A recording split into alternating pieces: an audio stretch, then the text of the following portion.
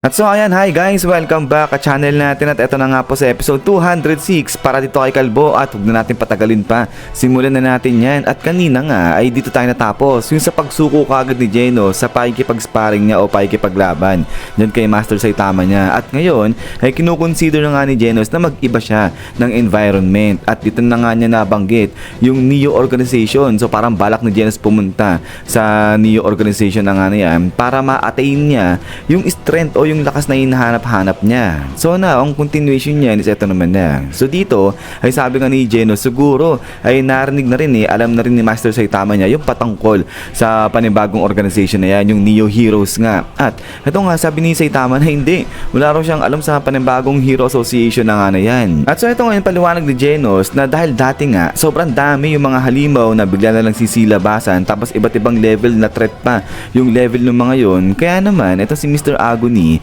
nag-decide siya na makipag-partnership sa mga politicians pati na sa mga businessman at dito nga nila sinimulan itayo itong Hero Association.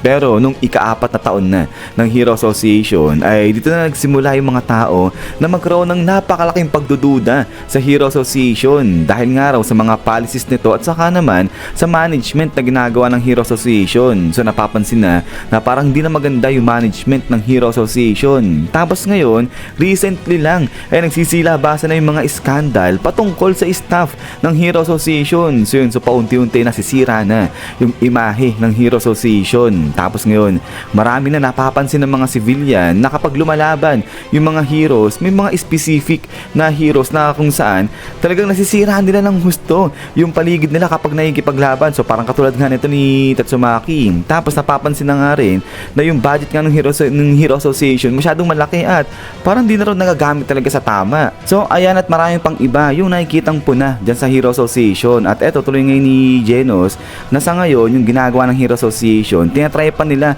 na buhayin na ayusin yung kanilang imahe sa pamamagitan ng kanilang mga advertisement saka nga ng mga commercial. So ito nga sabi ni Saitama, yun ba yung commercial ni Tatsumaki? Pero ito nga sabi ni Genos, ganun pa man rin yung mga scandal ng staff ng Hero Association na soon ilalabas dahil nga nakaschedule raw yan, ay tiyak magdudulot yun ng napakalaking damage sa imahe ng Hero Association. At ito nga tuloy ni Genos, kapag ganyan ng ganyan hindi nagbago yung Hero Association ay di magtatagal ay talagang babagsak, mawawala na yung Hero Association. So ito nga sabi ni Saitama, di niya raw alam yung patungkol sa bagay na yun. Si Genos dami niyang alam, saan daw ba narinig ni Genos yan? Pero ito nga, sabi nga ni Genos ngayon, so dahil nga dyan sa nagiging corrupted na itong Hero Association, kaya nagsisimula na nga ngayon na i-establish yung panibagong Hero Organization. So yun nga, yung Neo Heroes. At so ito ngayon, sabi nga ni Genos na yung Neo Heroes, nagsisimula na sila na mag-headhunt ng mga personnel na galing din sa Hero Association. So yun, so parang kinukuha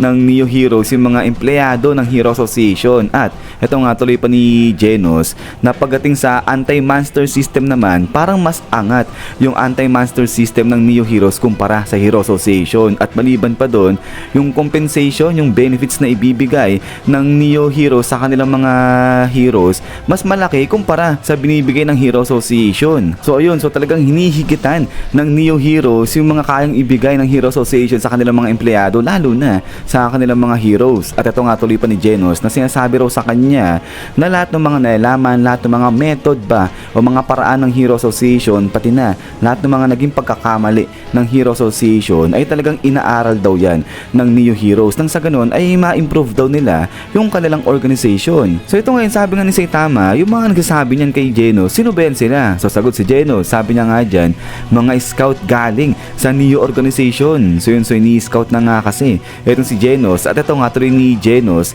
na yung tawag sa mga heroes ng Neo Organization, Neo Heroes yung tawag sa kanila. So hindi Pro Heroes, hindi katulad dun nga sa Pro Heroes sa tawag sa Hero Association. At ngayon, yung mga candidate na hero ng Neo Organization, umabot na o lumagpas na sa 2,000. So sobrang dami at mas marami raw yan kumpara sa 600 na Pro Heroes ng Hero Association. So wala pa sa kalahati yung Hero Association ngayon. At ito ngayon, tuloy nga ni Genos dito na ni-reach out na ng Neo Organization yung mga malalakas at mahuhusay na hero ng mga Hero Association. So kaya nga baka raw mangyari nito, yung ibang S-class hero ay mapunta na lumipat sa Neo Organization kasi pati sila ni-reach out. Pero nga sabi ni Saitama, aba siya, hindi pa siya pinupunta na, wala pang lumalapit sa kanya, sabi niya ganyan. At din, ito nga ngayon, sabi ni Genos, at maliban pa dyan, balak mag-employ o magpasok ng Neo organization ng mga individual na talagang sobrang lakas yung mahuhusay na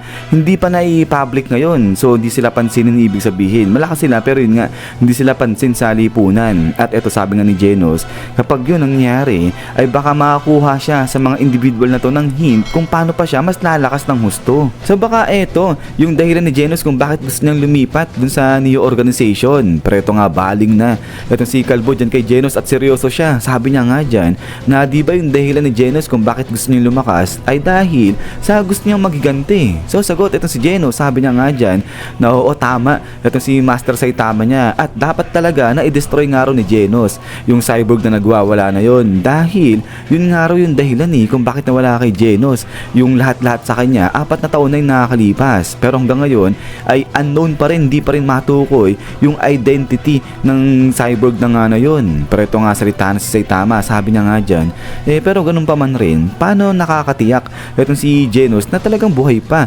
yung cyborg na yun? Baka raw wala na yun kasi nga sobrang dami ng pwedeng mangyari. Yun nga, din la sure kung buhay pa o patay na yung cyborg. Pero ito nga, sagot si Genos, sabi niya nga dyan, nasa tingin niya buhay pa rin yung cyborg na yun dahil base sa kanyang mga nakalap na info mula rin sa data ng Hero Association ay hindi pa nahuhuli o hindi pa napapatay yung cyborg na nga na yun. At ngayon meron daw nakitang info ito si Genos na kung saan yun nangyari dun sa kanyang town, sa kanyang city, nangyari din sa isa pang city. At ngayon ang hinala ni Genos ay yun din yung cyborg na sumira dun sa kanyang town o sa kanyang city. So kasi nga raw yung time period kung kailan yun nangyari katulad sa time period sa insidente nangyari sa city niya. Pero ito nga, biglang sagot si Saitama, sabi niya nga dyan, paano kung siya pala napatay niya na yung cyborg na nga na yun? So ito ngayon, sagot si Genos, sabi niya nga dyan na yung nagwawalang cyborg na yun sobrang lakas nun, pero ganun pa man rin, syempre kayang-kaya raw talunin yun ni Master Saitama niya. Pero